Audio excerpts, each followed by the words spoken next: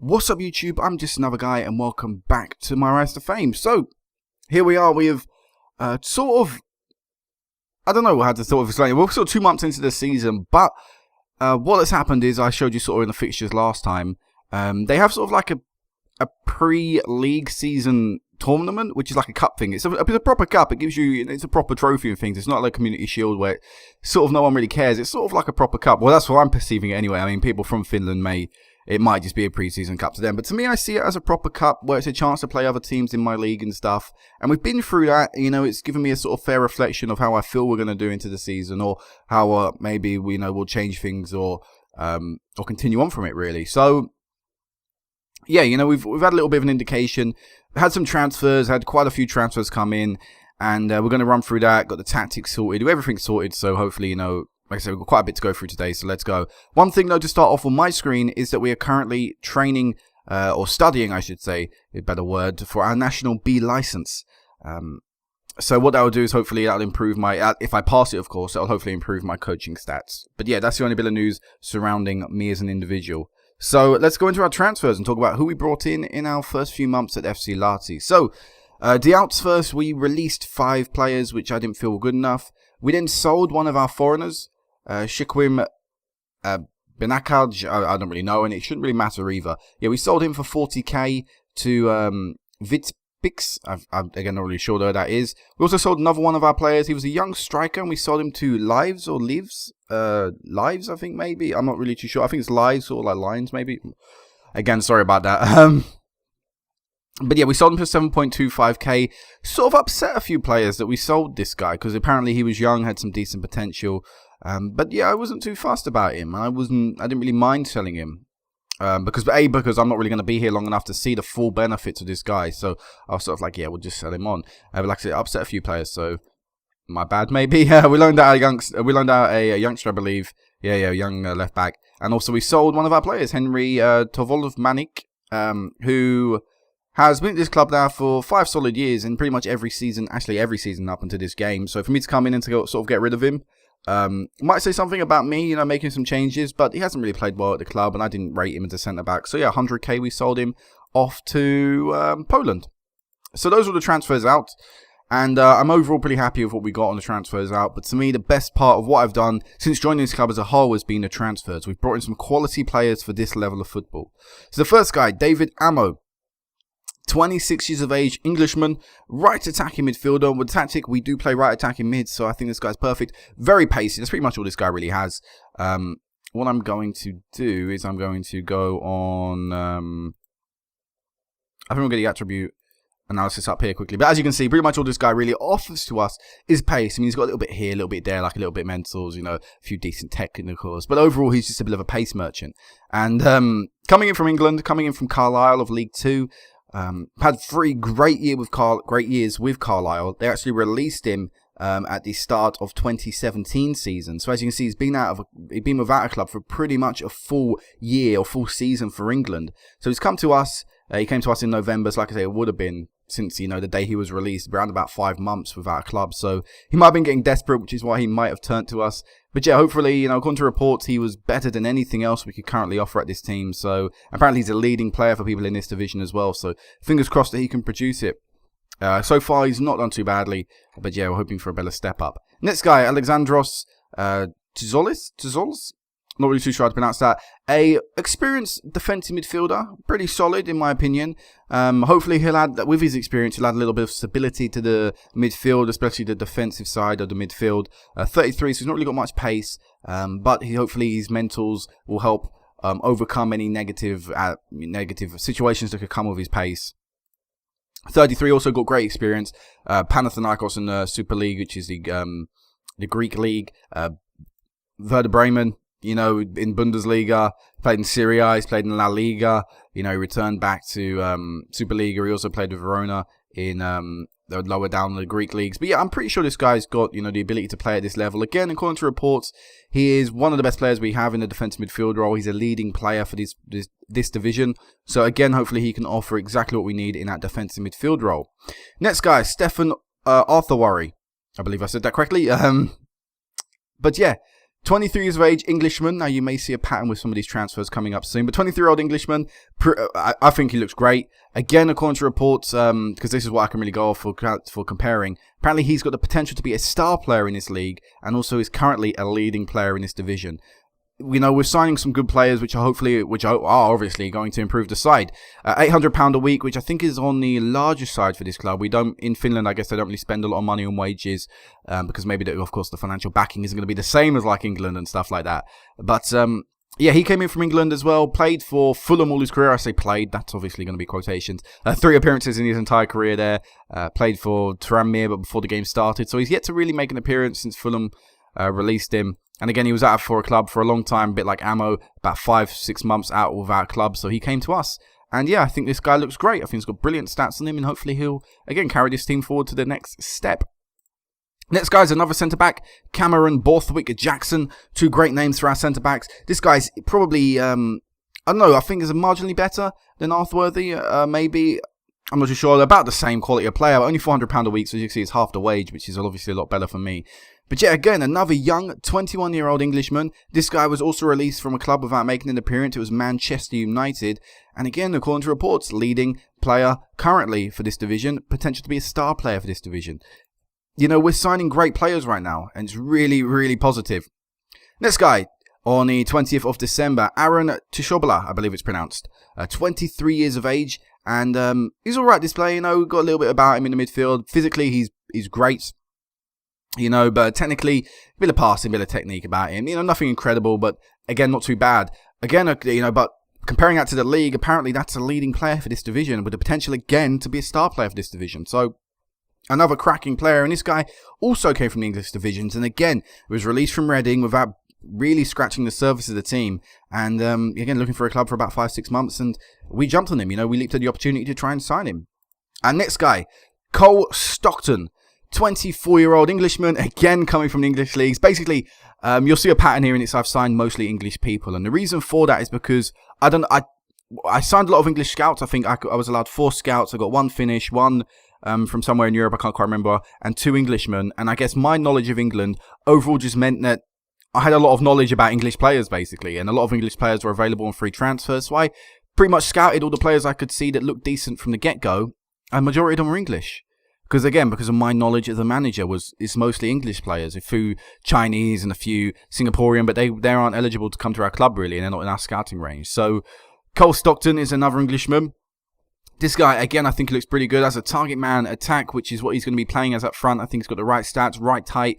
1.4k a week. I think I can't remember what our highest paid player is. We'll have a look afterwards. But I think it makes him one of our highest paid players with his 1.4k a week. But I'm expecting big things from this guy. If you look at his Tranmere record, he played 3 years with Tranmere, 1 in League 1 and 2 in League 2, and he scored 15 goals minimum in each of his seasons. Look at his average rating. I've got no doubt in my mind that he can do well in this league. Again, according to reports, he's a star player for this division.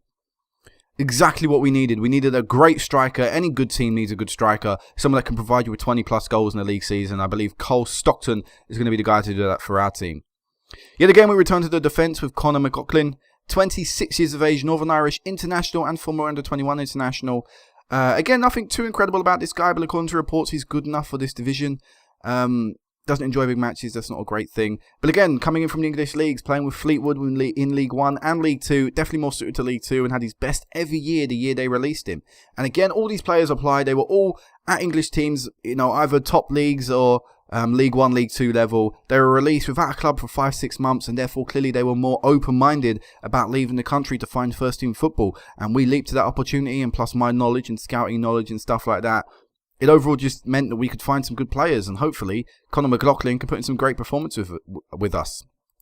Another guy, Jamie Allen, centre mid. This guy's probably one of the best centre mids we signed. 23 years of age, so again, pretty young. Star player for player at teams at this level. Brilliant.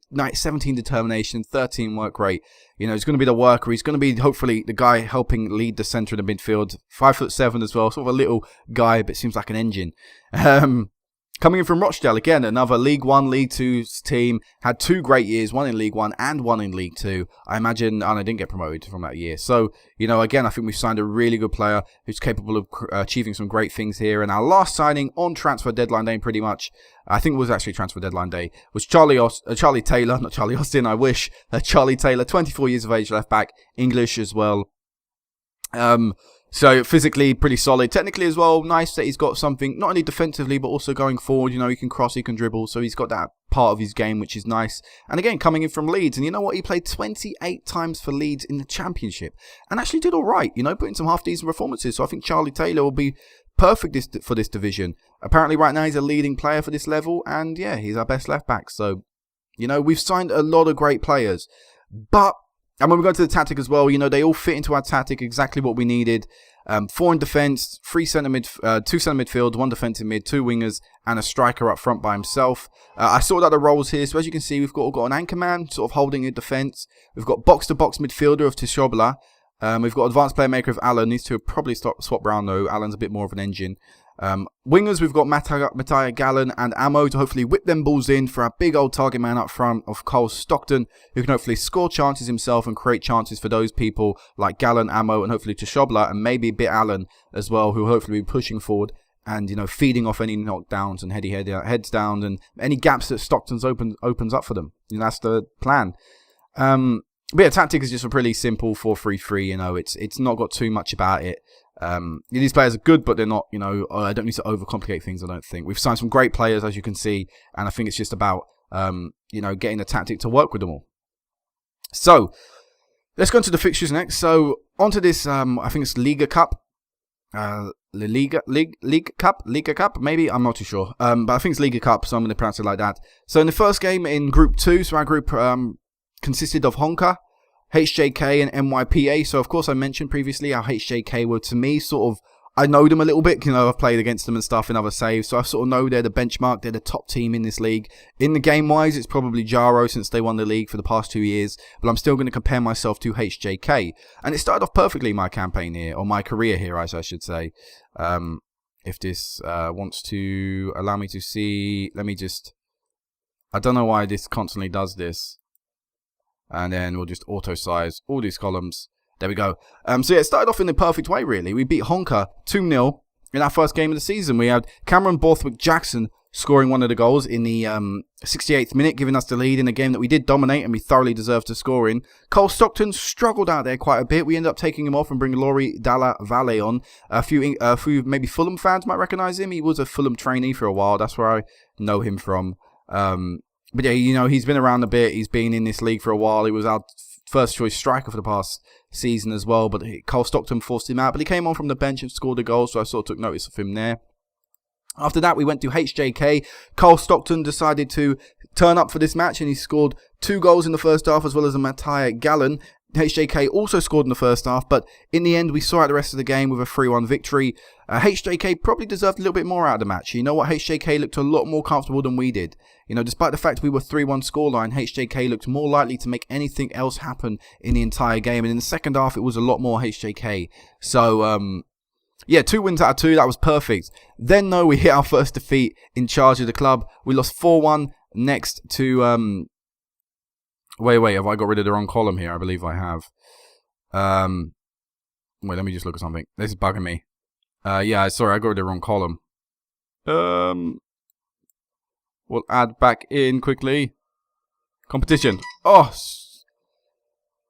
God, my phone vibrated and made me jump. But yeah, anyway, I added back in the column. So, after that, we lost 4-1 to NYPA. Now, big defeat and also my first defeat. So... what went wrong? Well, I think it was just poor performances all round. As you can see, Jamie Allen got a 4.4. We also had some shocking defending out there. Pretty much the whole back four was poor. We didn't look too bad. According to match stats, it looked like an evenly fought match. But it was NYPA just looked a lot better than us throughout the entire game. And the reason for that was, of course, just shaky all round, really. It was a shaky performance all around the pitch. At least Cole Stockton got himself on the score sheet and got his... goal scored for the season ticking over. After that, we played HJK again. It was after that, yeah. After that, we played HJK again in the away turn and the away fixture, and we lost this one 2-1. But again, it looked pretty comfortable for HJK. They looked always in control, and they looked like they deserved the victory, which again doesn't maybe reflect the match stats, but that's how I felt watching the match. It looked like HJK deserved the win. And quick little mention here, HJK are actual rivals for my club. So to win 3-1 and to lose 2-1, I sort of experienced the highs and lows because, of course, everyone was loving it that I'd beat HJK, our local rivals, our big rivalry. They're our fierce rivals. So it means a lot to them. Then I go and lose 2-1 to them. And it's sort of like, oh, now I'm feeling the heat a little. Now I've got to, I realise what it means to lose. The fans don't like it at all. So that wasn't good. In a way, I liked playing HJK because it was, like I say, the indication to me of how good we were. But if I'd have known that they were our rivals beforehand, I probably would have liked to have waited to play them. As you can see as well, we're going to play them in our next league game, on our first league game. So, we're getting thrown into the deep end, really. And then after that, in the last 2 games of the group, we drew 1-1 with Honka and we drew 1-1 with NYPA. So that meant we somehow scraped through to the quarter-final. The way this group works is, I believe it is the top 2 teams go through, but then the 2 teams with the most points in third end up also going through. So if I go into stages quickly and we go into the group stage, you'll see that me and Lives also went through because we had the most points in third place. So we ended up going through to the quarter final, and there we faced FC Haka, and we also lost 1-0. So again, wasn't really great. You know what? In this entire match, neither team really offered anything to the game. But the second they scored in the 78th minute, I knew we'd lost the game because throughout the entire match, I just never felt we were comfortable. I never felt we were going to score. And like I say, the second they scored, I knew it was game over for us. And it seems really annoying to say that. But, throughout most of these games, since the first 2 games, I haven't really felt comfortable managing the team. And I couldn't really understand why. But, looking at it now, and, I'm going to show you an indication quickly of why I think why I think it's happened and we're not playing very well. And it's because of the amount of signings we've made. So I made, how many signings did I officially make, number-wise? 1, 2, 3, 4, 5, 6, 7, 8, 9. I made 9 signings in this summer. Or in the winter, I should say. 1, 2, 3, 4, 5, 6, 7, 8, 9. Yes, all 9 of my signings are in the starting 11. And if you can look at my starting lineup for maybe the game we're going to NYPA. 1, 2, 3, 4, 5, 6, 7, 8 of the starting 11 were new signings. Basically, what I've gone in and done, and what I've come and done, is I've signed a whole new starting 11. And I've just thrown them into the games and I've expected it to work. And it's not. And it's not because the tactic isn't good, it's not because the players aren't good, it's because they don't know each other, they need to gel. And not only that, look at the amount of players I've signed. How many of them do you think can speak Finnish? A big fat 0. None of them can speak the language. So they're coming to a club, they're joining a team, and all the other players in the squad can speak one language together, and then you've got the rest of the players who can speak maybe one language. Pretty much everyone apart from Alexandros Tzilos can speak English. But, they don't know each other, so they're just all individuals, and it's just... I don't think it's wrong that I've signed the amount of players I have. And I don't think it's necessarily a bad thing that I'm playing them. But what I may find is that I'm going to have a massive dip in form to start off this season. And, if I don't get the team gelling now, I could end up getting sacked before there actually is time for them to gel. So it's something I need to watch out for. I may need to change the tactic up. I don't know. But I'm going to give it a few more times. I'm going to try it a bit more. See what we can do. See what happens. But, I've signed basically a whole new starting 11. And... that's risky. No matter what level you do it at, that is very risky to do that. But I'm confident. We've got a game coming up against HJK, which are our rivals. Not going to live commit, sorry guys, but no live com for a little while. These are being pre-recorded, so I just feel, we'll wait to do the live comms until I catch up. Next one as well, we're in the Suomen Cup, which I believe is the highest ranked cup in Finland. I believe it is. I could be wrong there, but actually I'm going to my competitions, obviously. So yeah, this cup that we played in and we lost in, that's sort of like I say, sort of like a pre-season cup, but I could sort of see it as a league cup, maybe the competition that people would like to win but don't necessarily take too seriously. And then this cup that we're in right now, this is the big competition. This is where we want to be going in, and winning. Obviously, the only expectation from the board is to be competitive, but I want to try and win it. I think we've got the players to win it. Depends if we can perform and link up well. We are currently favourites for it as well, so it'd be nice to win that game, at least go through to the next round. And in the league, we expected to finish mid-table. Media prediction-wise, if I go on to season preview, media prediction-wise, we were predicted to finish 9th, so where the team finished last year. Now, I think with the players we've signed and the capability that we have, I'll be aiming a lot higher than that. If I finish 9th with the squad we currently have, I won't be happy.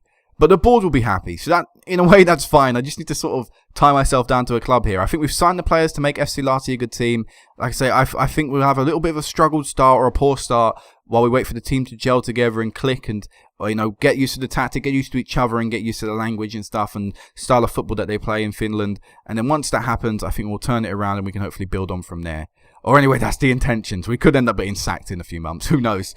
But another sacking could mean we have to start thinking about lower reputation clubs and stuff, and we really don't want that. Finance-wise, they're all right here, which is why I'm able to do a coaching badge. I think it's a little bit annoying that the club have to be in a good financial situation to do a coaching badge. I think wages should be able to be put towards my coaching badges, and I'm pretty sure I've mentioned this before. Wages is a function. People complain that there's no use in it. And you've added coaching badges. There should be then a use to combine your wage and coaching badges. Maybe, I understand, taxes and living stuff would all come out of wages, so your full wage budget shouldn't be able to, or your full wage that you are paid from the club to you, shouldn't be able to be put into it. But if your wage is big enough, you should be able to do your coaching badges yourself and pay for them yourself. But yeah, the club's in a good financial situation, or a decent one right now. So, they're able to pay for my coaching badges, and hopefully I can get a few more while I'm here, because that would be great. That'd obviously be, that'd obviously help me achieve my goals and stuff and improve my reputation as a manager. But yeah, next time I'll meet you back. I believe I might meet you back halfway through the season. I can't really think of a reason why I'd meet you before. I mean, if we're sacked, obviously, that's that's a reason to meet you before. But yeah, how many games are there in this season? I believe everyone plays each other 3 times. It is 3 times. So that's... actually, no, what I'll do is I'll meet you back in 11 games time. So what I'll do is for this team, I'll meet you 3 times a year. And then, of course, any finals and stuff like that. So next time I meet you back will probably be somewhere around here. Because it's HJK when we play them again. So yeah, until then, guys, peace out.